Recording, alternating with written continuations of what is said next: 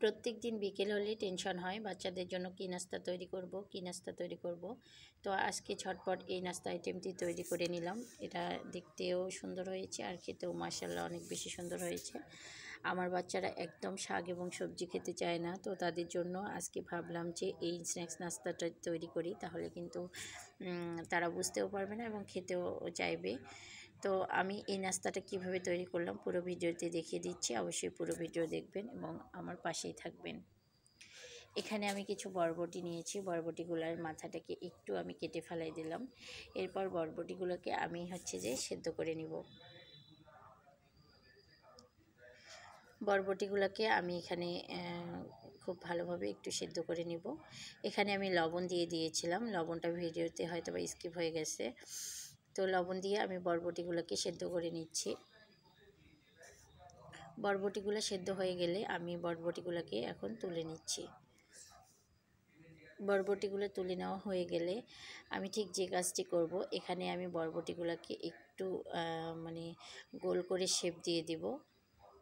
তো এই যে আমি কিভাবে গোল করে শেপ দিচ্ছি একটু দেখে নিশ্চয়ই বুঝতে পারতেছেন। এখানে আমি চতুর্দিকে এভাবে ঘুরিয়ে ঘুরিয়ে একটা শেপ দিয়ে দিব।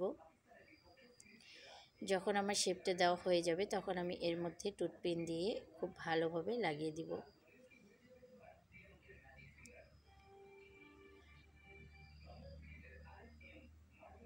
প্রত্যেকটাকেই আমি খুব ভালোভাবে টুথপিন দিয়ে এভাবে লাগিয়ে নিব। তো আমি আপনাদের সুবিধার জন্য আরও একটা দেখিয়ে দিচ্ছি। এভাবে হাত দিয়ে একটু ঘুরিয়ে ঘুরিয়ে দিলেই কিন্তু এটা হয়ে যায়। আর এটা তেমন একটা কঠিন কাজ না যে যে কেউ এটা করতে পারবে। এভাবে হাত দিয়ে একটু ঘুরিয়ে ঘুরিয়ে দিয়ে এখানে একটা করে টুথপিন লাগিয়ে দিলেই কিন্তু নাস্তাটা রেডি হয়ে যাবে। তো এভাবে আমি সবগুলোকে এভাবে ঘুরিয়ে ঘুরিয়ে নিচ্ছি।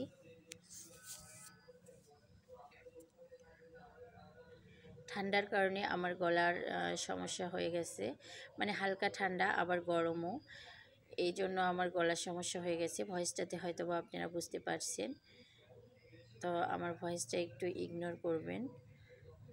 এভাবে আমি সবগুলো নাস্তাকেই রেডি করে নিচ্ছি। তো এখানে আমি যে জিনিসটা ভুলে আমার ফোন থেকে ডিলিট হয়ে গেছিলো, সেটা যে আমি এখানে এই জিনিসগুলো অ্যাড করেছি, লবণ, হলুদ, কর্নফ্লাওয়ার, সব ধরনের যে একখানে মিক্স করে এগুলোকে মাখিয়ে নিয়ে এখানে একটা আমি ডিম ফেটিয়ে নিয়ে ডিমটাতে একটু চুবিয়ে নিয়ে এখন ভেজে নিচ্ছি। দেখে নিশ্চয়ই বুঝতে পারতেছেন। আসলে আমার ভিডিওটা ডিলিট হওয়ার কারণে আমি এখানে দেখাইতে পারলাম না। তো এভাবে আমি ডিমের উপর একটু চুবিয়ে নিয়ে সবগুলোকে খুব ভালোভাবে দুই দিকে ভেজে নিব। তো এক সাইডটা আমার হয়ে গেছে, আমি আরেক সাইড উল্টে দিলাম। এভাবে আমি দুই দিকে খুব ভালোভাবে একটু উল্টিয়ে পাল্টিয়ে ভেজে নিব। এ সময় চুলার আঁচটা একদম মিডিয়ামে রেখে ভেজে নিতে হবে। আমি এখানে ডিম ব্যবহার করেছি, আপনারা চাইলে ডিম ব্যবহার না করেও অন্যান্য উপকরণগুলো দিয়েও যে ভেজে নিতে পারেন, কোনো সমস্যা নেই।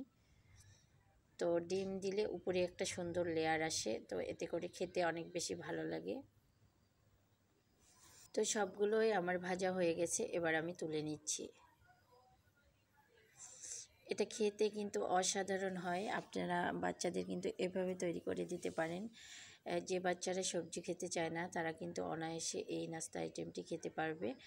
আমার বাচ্চারা সবজি খেতে চায় না, আমি আগেও বলেছি। তো আজকে এই নাস্তাটা তৈরি করে দেওয়ার পর তারা অনেক মজা করে খাইছে আর তাদের কাছে নাকি অনেক ভালো লেগেছে। তো এই যে দেখতে পাচ্ছেন আমি একটা খেয়ে দেখাচ্ছি, উপরের যে একটা লেয়ার ডিম দেওয়ার কারণে অনেক সুন্দর একটা লেয়ার হয়েছে আর ভিতরে খুব সুন্দর সবজিটা সিদ্ধ হয়ে গেছে এবং খেতেও মাশাআল্লাহ অনেক বেশি সুন্দর ছিল। আপনারাও কিন্তু বাসায় এভাবে তৈরি করে নিতে পারেন এই সুন্দর নাস্তা আইটেমটি।